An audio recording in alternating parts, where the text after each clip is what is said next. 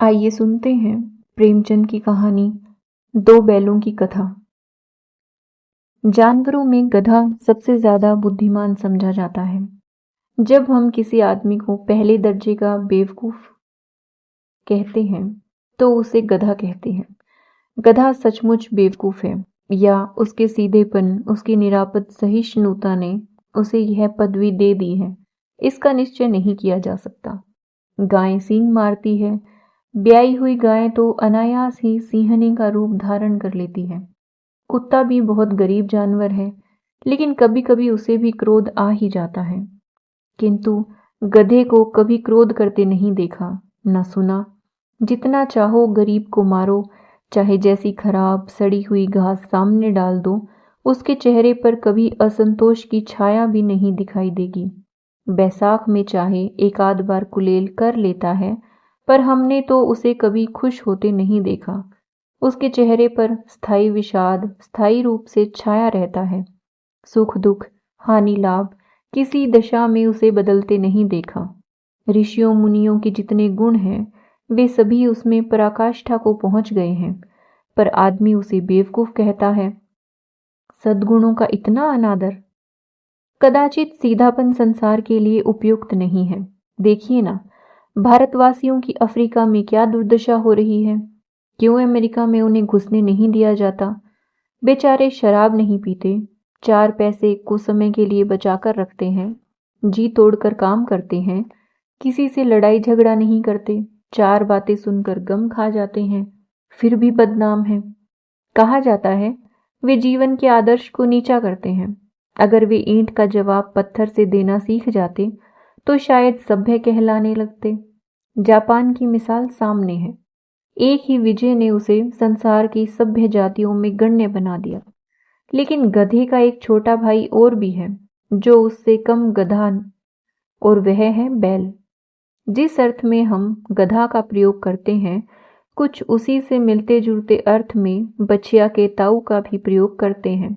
कुछ लोग बैल को शायद बेवकूफी में सर्वश्रेष्ठ कहेंगे, मगर हमारा विचार ऐसा नहीं है। बैल कभी कभी मारता भी है, कभी कभी अड़ियल बैल भी देखने में आता है, और भी कई रीतियों से अपना असंतोष प्रकट कर देता है। अतएव उसका स्थान गधे से नीचा है। झूरी के पास 2 बैल हैं, हीरा और मोती। देखने में सुंदर, काम में चौकस, डील में ऊंचे। बहुत दिनों साथ रहते रहते दोनों में भाईचारा हो गया था। दोनों आमने सामने या आसपास बैठे हुए एक दूसरे से मूक भाषा में विचार विनिमय किया करते थे। एक दूसरे के मन की बात को कैसे समझा जाता है, हम कह नहीं सकते। अवश्य ही उनमें कोई ऐसी गुप्त शक्ति थी जिससे जीवों में श्रेष्ठता का दावा करने वाला मनुष्य वंचित है।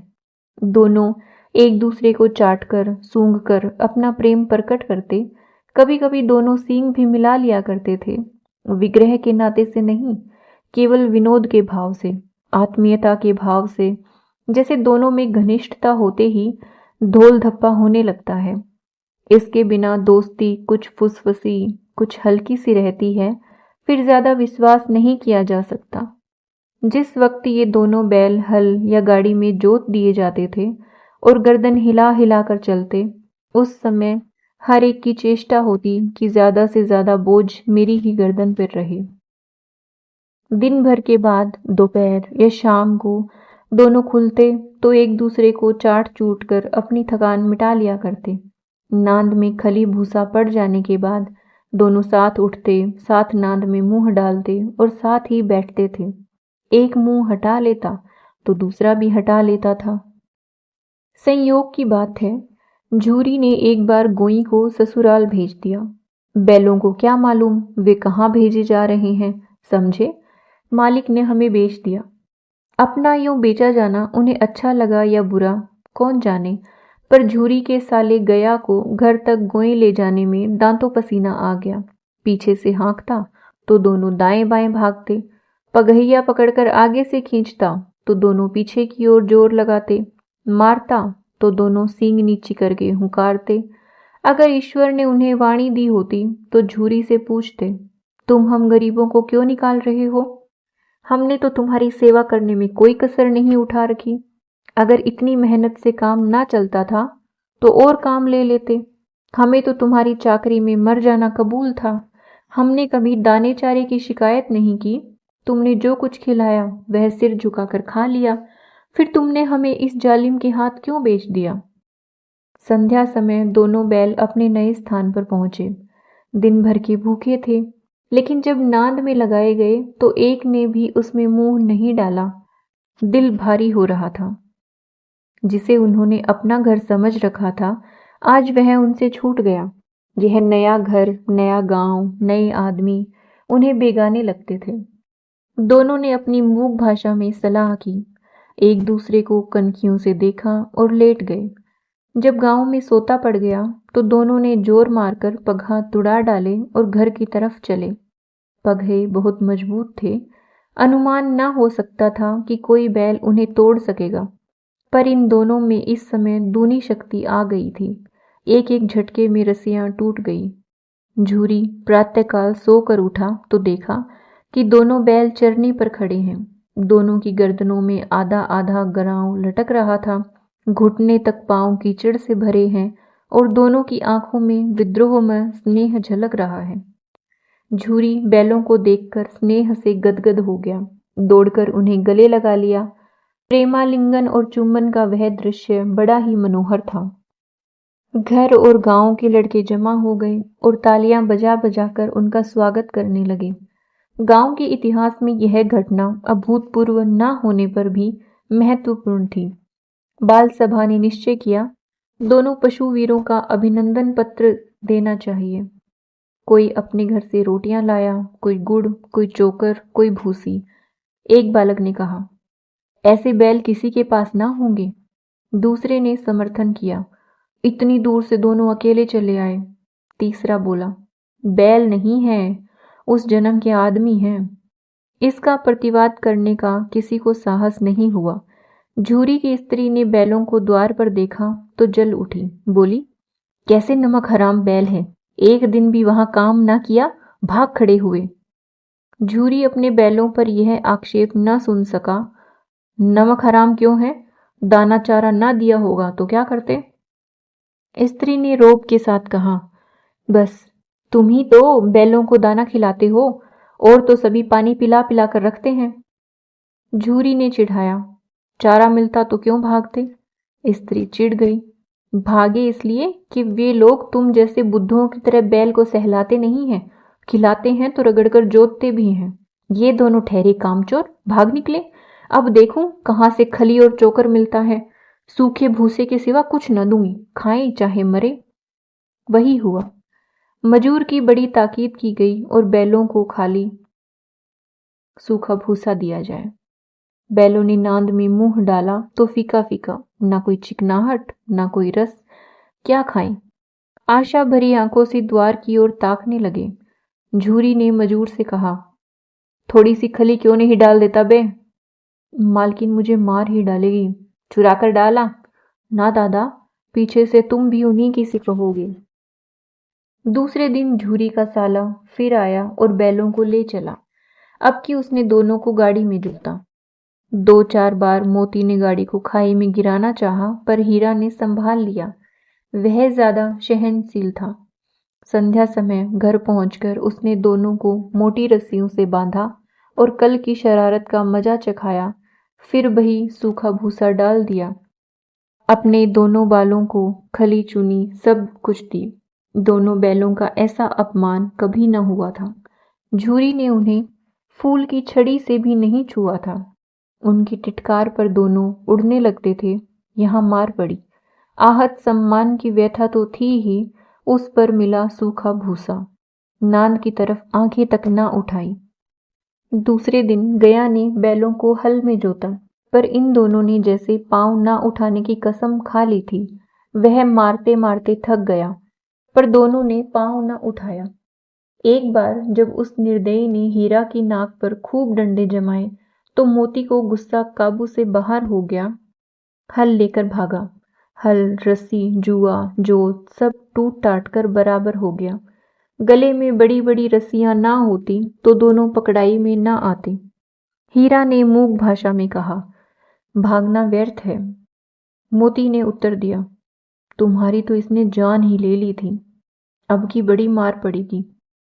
पढ़ने दो, बैल का जन्म लिया है तो मार से कहाँ तक बचेंगे।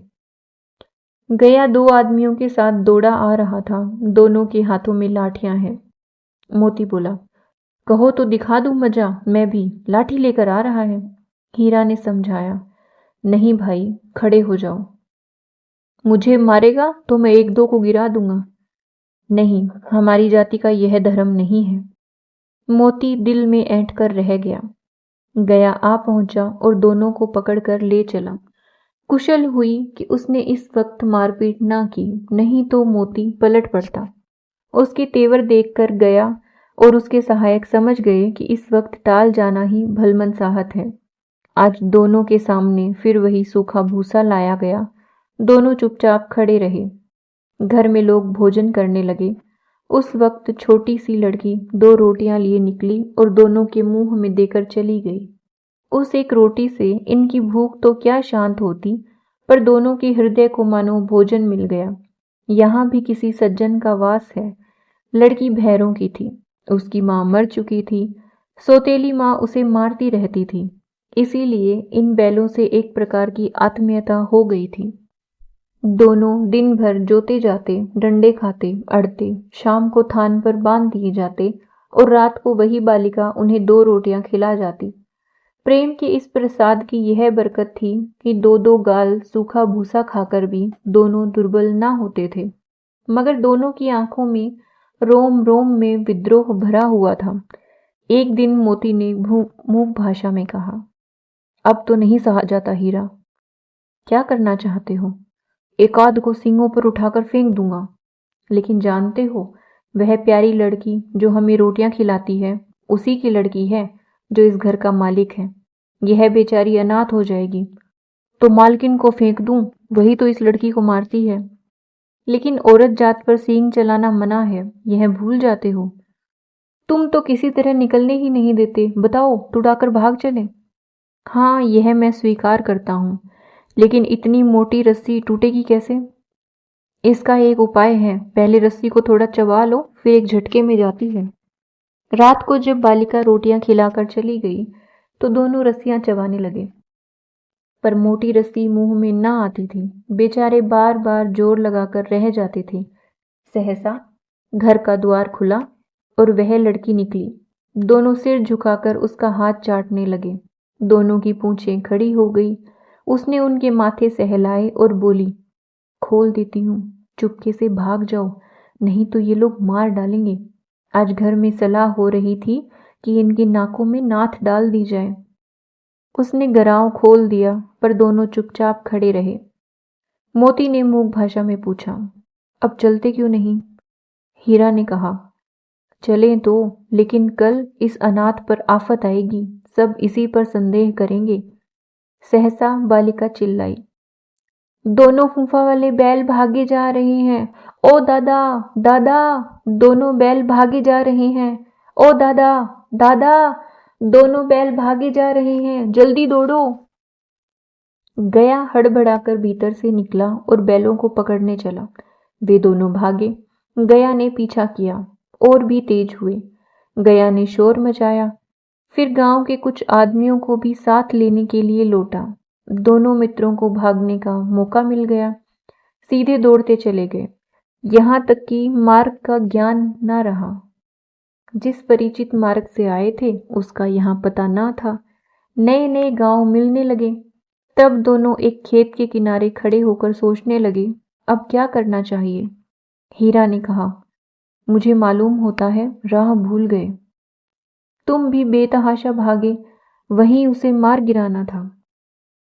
उसे मार गिराते तो दुनिया क्या कहती, वह अपने धर्म छोड़ दे, लेकिन हम अपना धर्म क्यों छोड़ें। दोनों भूख से व्याकुल हो रहे थे। खेत में मटर खड़ी थी, चरने लगे। रह रह कर आहट लेते रहे, कोई आता तो नहीं है। जब पेट भर गया, दोनों ने आजादी का अनुभव किया तो मस्त होकर उछलने कूदने लगे। पहले दोनों ने डकार ली, फिर सींग मिलाए और एक दूसरे को ठेकने लगे। मोती ने हीरा को कई कदम पीछे हटा दिया, यहाँ तक कि वह खाई में गिर गया। तब उसे भी क्रोध आ गया, संभल कर उठा और मोती से भिड़ गया। मोती ने देखा कि खेल में झगड़ा हुआ चाहता है तो किनारे हट गया। अरे, यह क्या? कोई सांड दौड़ता चला आ रहा है। हाँ, सांड ही है। वह सामने आ पहुंचा। दोनों मित्र बगले झांक रहे थे। सांड पूरा हाथी था। उसने भिड़ना जान से हाथ धोना था, लेकिन ना भिड़ने पर भी जान बचती नजर नहीं आती। इन्हीं की तरफ आ रहा था। कितनी भयंकर सूरत है। मोती ने मूक भाषा में कहा। बुरे फंसे, जान बचेगी, कोई उपाय सोचो। हीरा ने चिंतित स्वर में कहा, अपने घमंड में फूला हुआ है, आरजू विनती ना सुनेगा। भाग क्यों न चले? भागना कायरता है तो फिर यहीं मरो। बंदा तो 9 2 11 होता है।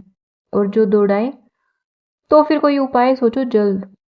उपाय यह है कि हम उस पर दोनों जने एक साथ चोट करें। मैं आगे से रगेड़ता हूं, तुम पीछे से रगेड़ो।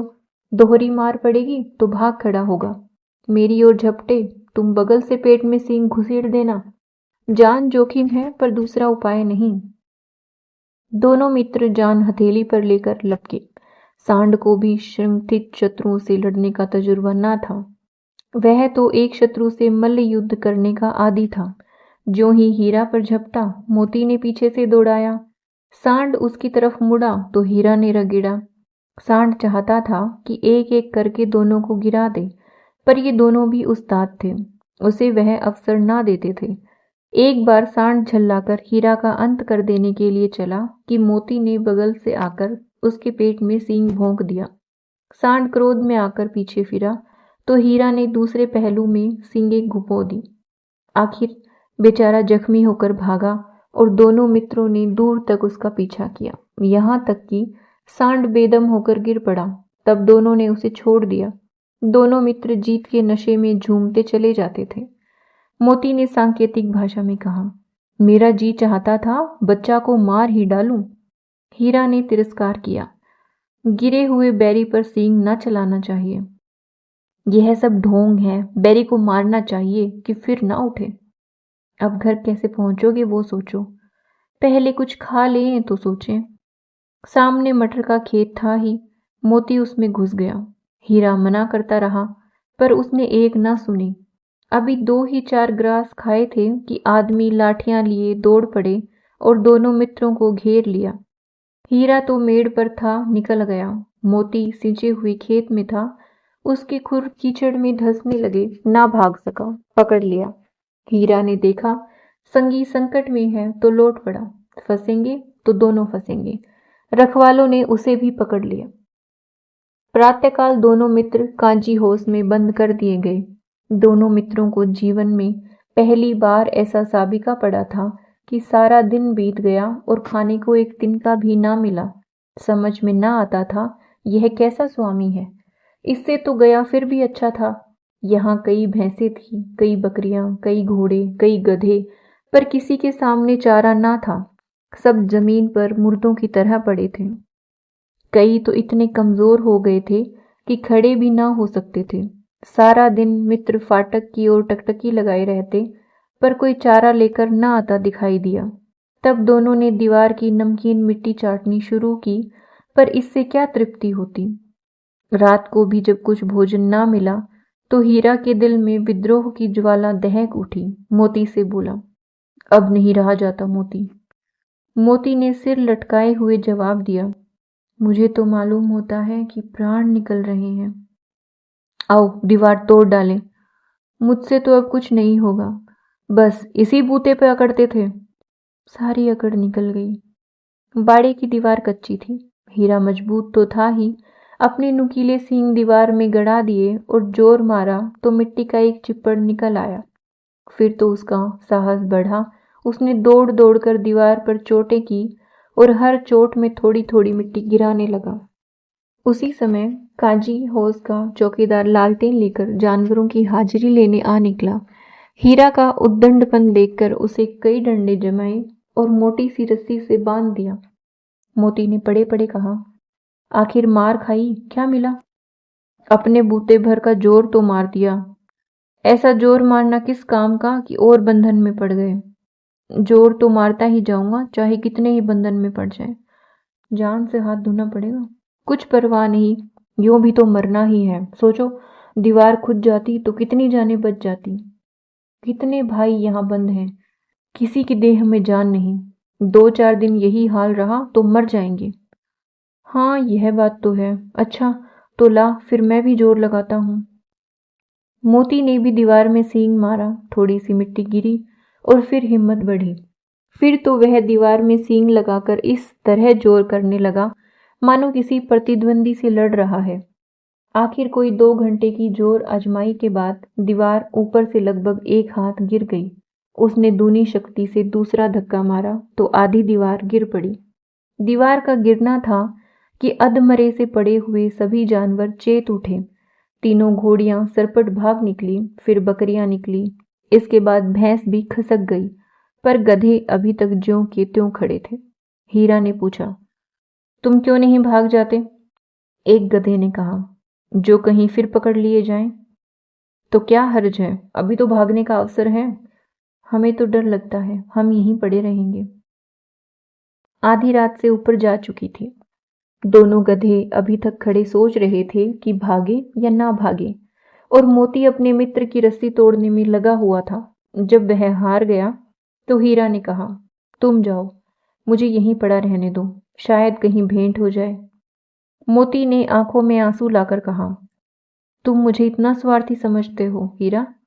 हम और तुम इतने दिनों एक साथ रहे हैं, आज तुम विपत्ति में पड़ गए हो तो मैं तुम्हें छोड़कर अलग हो जाऊं? हीरा ने कहा, बहुत मार पड़ेगी, लोग समझ जाएंगे यह तुम्हारी शरारत है।